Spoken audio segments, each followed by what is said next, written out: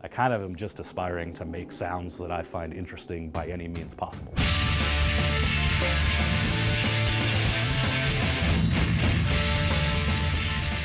My name is Jamie Stillman. I'm the president of Earthquaker Devices. The name Earthquaker was kind of a joke.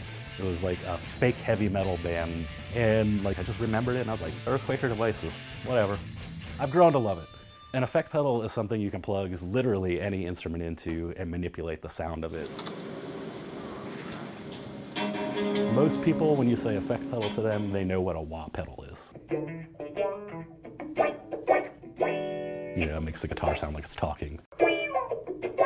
But the ones that you hear all the time is like distortion,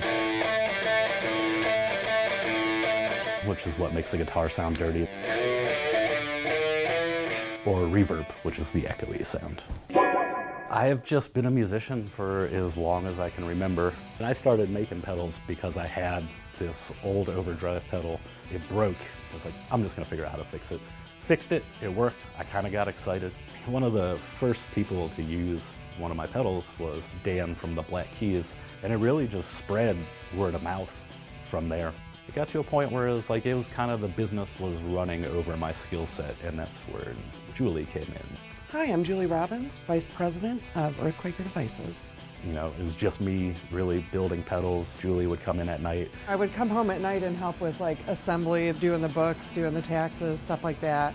And I was building all the circuit boards and wiring them, and testing them, and shipping them all out to people. I realized we could really make a full-time thing of it. By 2008, it has taken off. Almost everybody who works here is a musician. That's the kind of people I think we attract, and artists. Actually, I don't think there's anybody here that's doing anything that we weren't doing ourselves at one point or another.